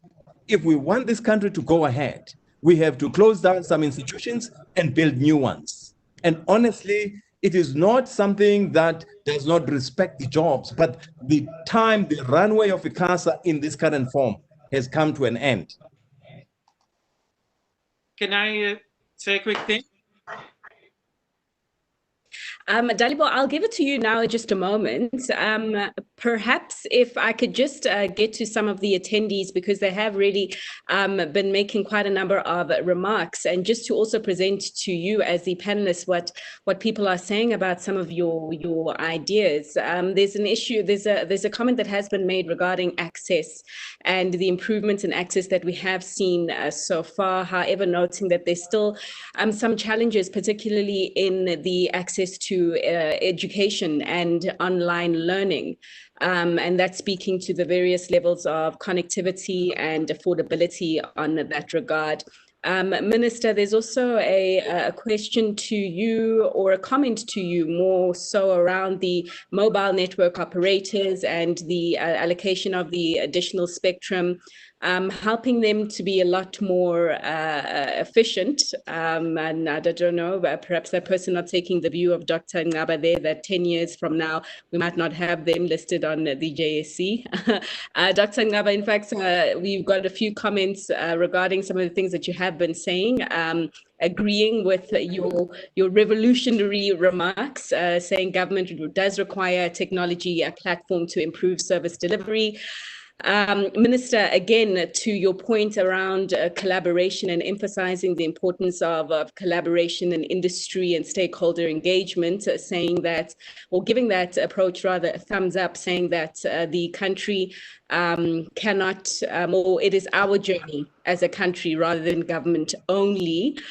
And just again, Minister, some thumbs up given to the timelines that you have given around the issuance of some of ICASA spectrum, the December 2020 plan that you did mention. We'd have clarity on. There's a lot of approval and relief regarding that. But there's a question regarding clarity on the DTT migration. which you did say would be released in 2021. So perhaps, Minister, if you can just provide the clarity on DTT migration before we take this conversation home and raise something that I actually think is quite important right now, given what is going on regarding jobs, and also what Dr. Ngaba is saying regarding ICASA potentially closing down. Addressing the jobs issue. But Minister, before you do that, just clarity on the timelines for the DTT migration. Thank you so much, Fifi. I did say we are out of time. The DTT program was started long time ago. I mean, like, it's more than 10 years we've been talking about. We come and change models and all that until the last time that we said, let's then make sure that we're inclusive in terms of the technologies that are currently available. Let's then go for, as I said, for the subsidized market, because this is where government comes in. So the reason we are also looking at the subsidized market, there are lots of people that are going to be migrated are the unsubsidized, which is why I said, once ICASA finalizes all of those processes, which they've issued standards on, to say the manufacturers can go ahead and manufacture the devices, so that the unsubsidized market can go and buy those at the available retailers closer to them. But for the subsidized market, that's where we said, because what we have discovered as we've been supplying or providing set-top boxes, we discover that we identify a family that qualifies, but they do not have a TV. And in the qualifying criteria, it was said that it must be a TV-owning household, below 3,200 and all that. But what happens when they can't even afford that TV? Which is one of the things that we said. Anyway, there's IDTVs that are there. Therefore, rather government subsidize a portion towards the provision of IDTVs. Then I spoke about 2021 as the complete switch off period. I would like to say December switch off, but I will not be practical. The reason I'm raising this, when we had engagements with OEMs whom have been left out of the discussion when we talk about the digital migration in most cases, because it has been the mobile operators, the broadcast, and the contract manufacturers at times, actually, they were saying it's the first time that they were engaged, because we wanted to understand the capability of the manufacturers to say how many devices can you then manufacture a year, so that when we say we're switching off in December, indeed people, those that have money, can buy and have it. And upon engagements, it was clear that it can be done this year. So that's why we said, okay, let's then extend the period to next year, and we make sure that those that are unsubsidized, they go ahead and buy and buy from the market, whilst we are working on the subsidized market. And as I said, ICASA has already issued the standards in relation to that. You will see that we have not been big on awareness, which is something people have been talking about. The reason we have not gone very radical on awareness was we should be able, when we drive our communication strategy, we should be able to say, you as Fifi seated in Sandhurst, this is what you can do and this is where you can get it.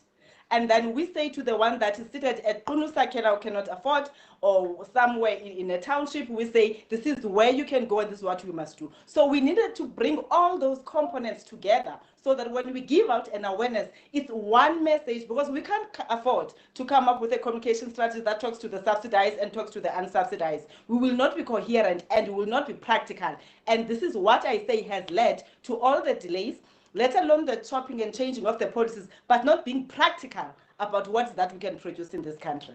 So that's why I'm saying at least latest we've agreed by next year, because the manufacturers have made a commitment that, Minister, if the standards are issued and then you help us on awareness, even for those that are not subsidized, we have no reason not to produce more. Because currently, as I'm speaking to you, the numbers that we could gather as we called all the manufacturers, it was not even beyond 100 million that we could get. It was 150,000 on others and this. And then that's when I said, if we say in December, we are lying, and then the public will be asking us again. And we can't afford to do that. That's why I say it's important to look into the entire ecosystem of this, that as we put the timelines and the policies, are they practical, or what is it that we need to do as government to make sure that we enhance the capabilities of the existing companies in order to be able to meet the demand of that we want to achieve. We can be rhetoric about it or theorize it, speak because we have a pressure of spectrum, but people are not going to be migrated by December. That's the reality if you go to the ground. So that's why I can't say December this year, because we've engaged with the people who must produce the device, as I said, both for subsidized market and unsubsidized market.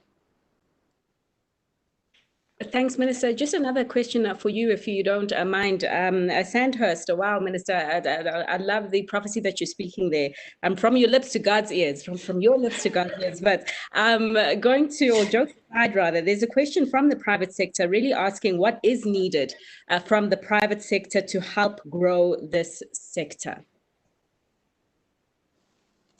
What is needed for the private sector to do what? Sorry, Fifi, I didn't get that. What is needed? What is government looking for from the private sector to help grow? If it's rands and cents, how much money are we looking for? If it's other skills or capabilities, what is government looking for exactly?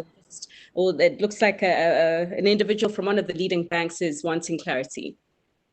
We need about 5.2 billion, of which in the allocation we have 1.6 between this year and next year, and Cabinet has given us the go-ahead to go and look for funding. That's why I said when I spoke here, when I spoke about broadband, and then I said also DTT, I'm hoping that there'll be people who are looking at investing in it.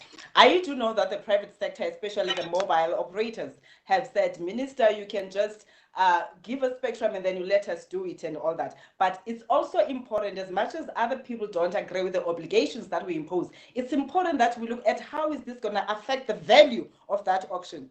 Because if we're saying we're providing spectrum, we do not have time frames, the spectrum is not available, we can't even afford it, and then it has other implications, which is why we said, as Cabinet said, you can borrow against spectrum as long as you work with Treasury on that to say this is what you can get. We're exploring all other means. We have a DMAC, which is an advisory body that's inclusive of mobile operators, broadcast, and other stakeholders, to say how do we bring in the industry together to say this is what we can do in order to fast track the process. But right now, for the subsidized market, it's only the monetary that we're looking at. But for the unsubsidized market, we were looking at the standards that must be issued for the manufacturers to produce the devices that are needed.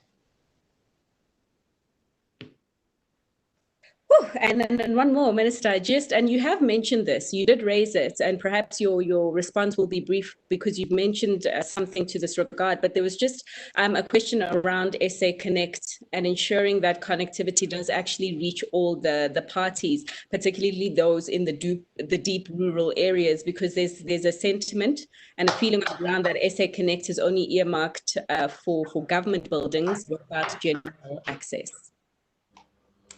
That is true, Fifi. The existing policy of SA Connect was designed like that, which is what we have spoken to the DG and the team to say, let's review, because we need to provide wall-to-wall connectivity. We made an example that look at COVID right now, that you may have connected public buildings, but people will not be able to go to those buildings. Therefore, there's a need for us to look beyond government buildings. And as I'm speaking to you, I said the IDC is working on those with the team from the department. Therefore, they're now looking at the broader connectivity, which is something that can be driven by government. And I want to emphasize this.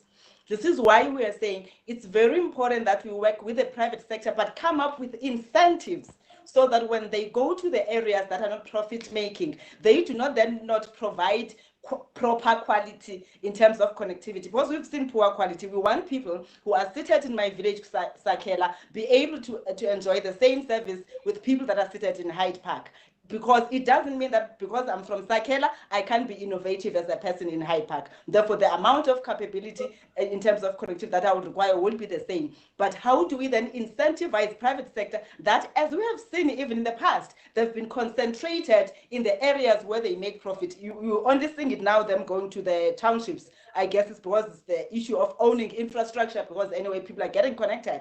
But if you go to the rural areas, very few people that are going there. So we want to make it a responsibility for all to say that people in the rural areas deserve the same quality of service like those that are in Hyde Park. Thank you, Minister. I'd like to bring the rest of the panel back into the conversation as we do go into concluding remarks. Wow, I'd never realized 2 hours can go by so quickly, but we are left with around 10 minutes to have this discussion. And Dalibor, before I rudely interrupted you, apologies for that. Please, just take it away. just take it away and just comment on some of the things that you wanted to raise initially. To express, to answer these questions, I understand. Look, I think one of the central points of these debates was what's going to happen with the telecoms industry, right? That there was this suggestion that it won't exist even, and then all these things. I think it's important to look a little bit at the history. So these wireless operators were created worldwide in the 1980s and 1990s. I think it started in America, if I remember correctly. And that was a decision of the policymakers. They decided that for some reason it would be appropriate to create 2, 3, or 4 companies to allocate this spectrum nationwide. Initially, it was done, for example, in Europe against some, they call it beauty contests, some obligations, not even much money paid for the spectrum. I'd like to emphasize again that this was created, these companies were created by the policymakers. It was not Bill Gates or Carl Benz, or actually Alexander Graham Bell was the last kind of inventor in this industry almost 2 centuries ago, right?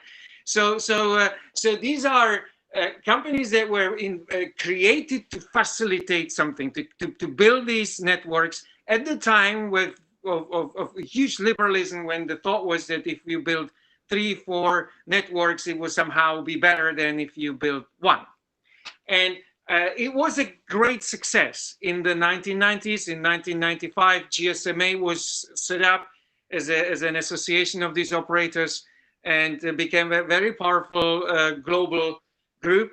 And just one small correction, when the comparison was made about the size of the tech companies and Google's and the telecoms, suggesting that the telecoms are not big enough, they are still bigger. I mean, you cannot compare, I don't know, MTN in South Africa with Google globally, right? It's you have to sort of compare like alike. So despite the growth and momentum and the greatness of the business model of the tech companies, if you actually look at their revenue from each country, it's not like that the telecoms is a fraction of it. It may be the other way around. But I do actually agree with the point that this model has to be reformed. And I think more and more of the visionary telecom companies are beginning to see this as well, and beginning to agree with this notion as well. And it's just because the economics of 5G will be different, and this new generation. And I agree with the previous speakers on this as well. I don't have time to outline the models, but we do have models, and they are being thought about. They are being applied by some of these companies, or at least in early stages. There obviously has to be some thought about how much you want to deeply share or even monopolize some of the infrastructure, and how much of a new market they may emerge around regulated, nationally protected data. These are new things. I don't want to. We don't have time probably to go through how this may work, but I can assure you that it can be done in a way that will be beneficial both for the telecom operators and the stakeholders. The telecom operators will move more towards the regulated data market. The infrastructure will be more deeply shared. The question is, what do you do with the spectrum? And then you can also create the OTT, the unregulated data market, on the top of it. This is something that I deeply believe that it needs to be discussed before any major decisions are made, because that business model, I agree, has to be changed. But we cannot look at it from one point of view only. All right, certainly, Dalibor, I believe that this is just, the start of the engagements on growing our digital ecosystem, and for sure you'll have the opportunity to engage further and give us more detail on your ideas. Well, to the rest of the South Africans on the panel, before we get to the minister, of course, we've got around 6 minutes left for this discussion, and rationing of things I know is something that South Africans have gotten used to, from water rationing to electricity rationing. So I'm going to ask you to ration your time, Dr. Andile and Prof. Armstrong, between yourselves. Concluding remarks, if you could just make them as brief as possible. 2 minutes would be great. Dr. Andile. No, let Prof. Go for it. Okay, cool. Thanks, Fifi. I think just there was a question I'd like to quickly touch on about difficulty in accessing educational content. The issue there is most of the mobile operators now, most of the educational content is zero-rated.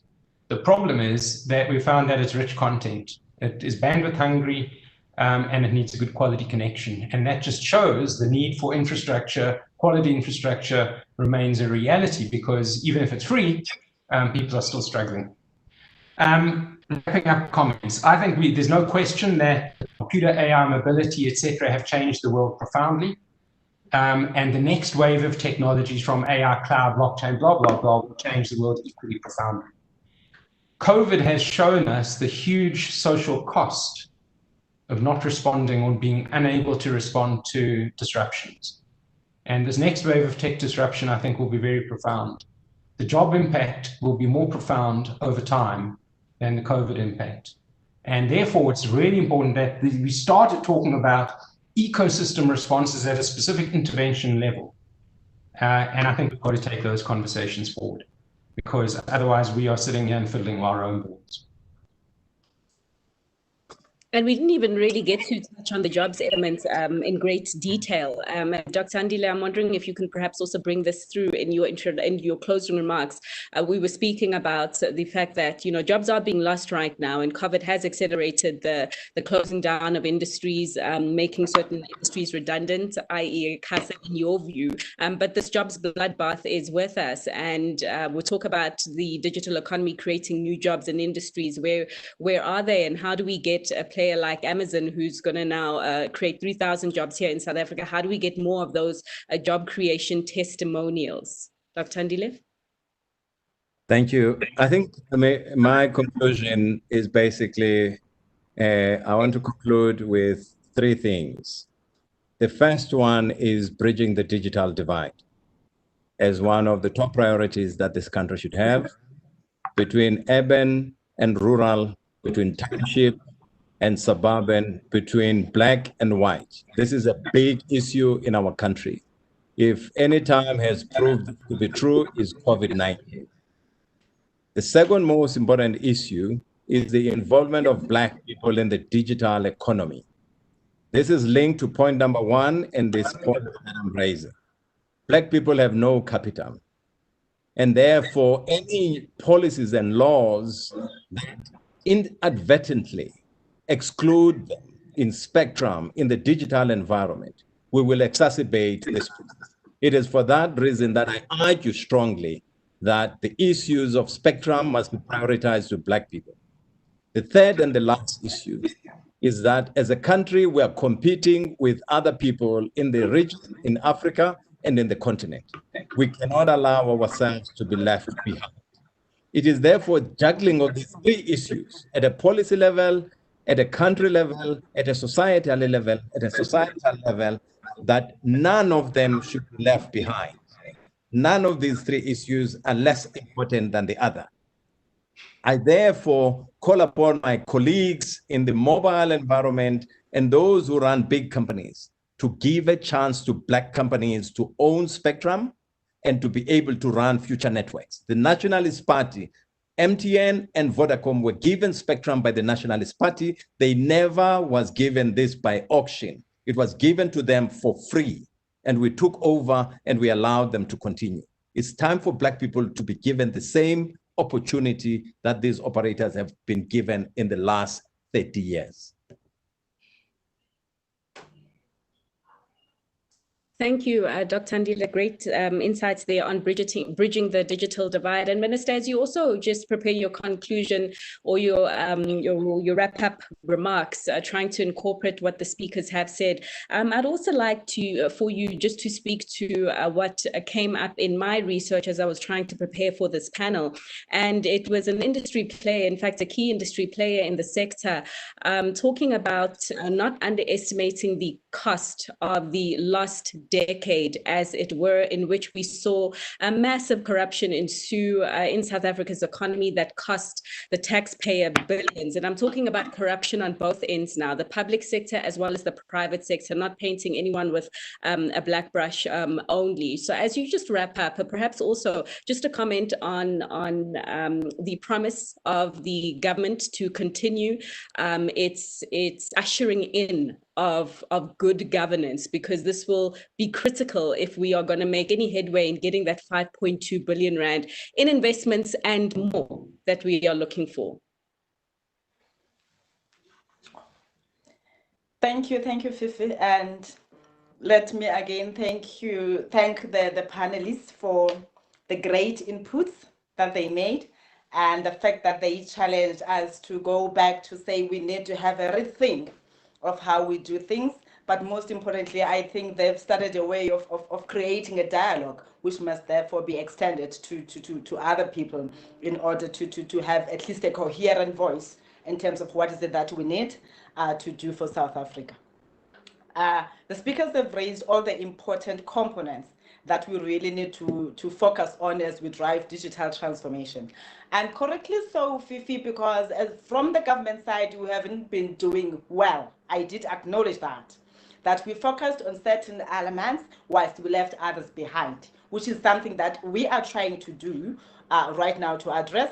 And of course, I always tell people that I came at the right time by being given this position to have a president that appreciates the role of the ministry that we have, but that needs to be done by the society in order to leverage on the benefits and the economic spin-offs of the fourth industrial revolution. I always say that's an added plus, because the department would try to find itself to say this is what must be done. Then if that is not shared by the head of state, it poses a serious challenge, which makes it easier for even him to go an extra mile to say, let's reach out, let's go to private sector because we can't do it like this, go outside because as government you can't afford, listen to other people and all that. So that's one thing that we have learned from, to say it's going to help us change how we do things. Not only as the department, but as government is helping us change what is it that we need to do for South Africa when we're making laws, when we're considering everything that we have to do. That's why I emphasize the issue of incentives that must be introduced, because you will find out that we focused on certain aspects and we left others, and we would have built more on others. I always like making an example with the electronics industry. If you look at the Mercedes-Benz and all that we have built more, and then we have made lots of investment because we do have the capabilities. But it's about that thing of saying, how do we work together and understand the dependencies that we have in order to achieve those that we want to achieve. And as the department, Dr. Ngaba, if you remember, when we issued the policy direction, we then guided ICASA, directed ICASA to commission a study on the 5G ecosystem, to say they must look into it, and therefore they must provide the findings of the study, so that when we issue the policy on 5G, it really addresses all these things that we're talking about. I know people are not happy with that, because they feel like, no, we need 5G now, 4G, people already have done this and that, but reality is that there's still need for 4G. And the two bands that ICASA had included in the IM when they issue them, it's something that we need to do, what economic value that we'll achieve out of that, and how do then they go about licensing them in line with the policy objectives, which is why I said I like the fact the panelists that are so radical and even including certain things that we did not think about, but that dialogue therefore needs to be extended. Of course, as government, we are committed in ensuring good governance. I do think that one of the weaknesses that we've had over the years, that we're still grappling with even now, is that of making sure that we provide effective monitoring of the decisions that we have taken. It ends the day I issue or I deliver my budget vote in Parliament. the budget vote speech, and then the officials, the entities must go and do whatever. At times you find that there's no alignment, which is what then we brought back to say the political principals are responsible for budget vote. But as you are responsible for budget vote, which means the allocation or the allocation of the funding in terms of the distribution, that what is that needs to be done? We've got to agree on priorities. That's something that's very important. That's why we said, don't just come as the Department of Communications, I want to do A, B, C, D, and then water comes, but there's not going to be water that comes, we're just going to build a dam. What is it that we mean when we say we want to provide basic services, including internet? What measures can we put on board? So we are trying to reinforce our strategies, including building a capable state by upskilling our own personnel. That's why we're saying we need to work with everyone out there. President says we really need to have that social compact with the people, that the people must know that these are their own resources, and therefore it is in their interest to expose the wrongs that we do, and therefore they must not participate in them. So the ANC government is committed in driving good governance, and we are certain that even if it's not today, but we're certain that one day South Africa will have a great story to tell, like we did with the apartheid. And lastly, Fifi and attendees and the participants and the panelists, I want to say you've really challenged us, and therefore we're looking forward to having another, but that must be more inclusive engagement sooner. That must then help us before December comes. I think it's something that we need with the legislators and the regulator this time. Thank you so much for your time. Thank you for participating. Thank you so much. Thank you, Minister. Thank you to the panel.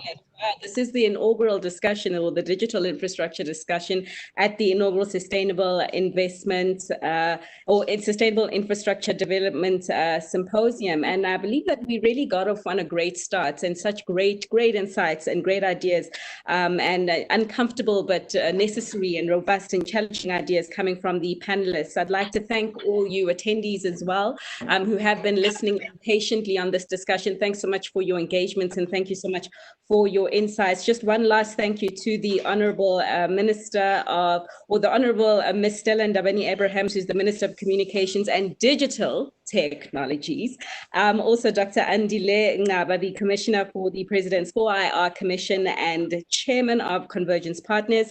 Dalibo Vavrushka, the founder of Digitex Associates, and Prof. Brian Armstrong, Chair of the Digital Business University of the Witwatersrand.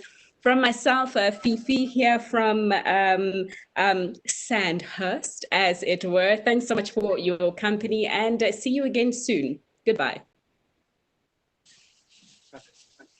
Thank you.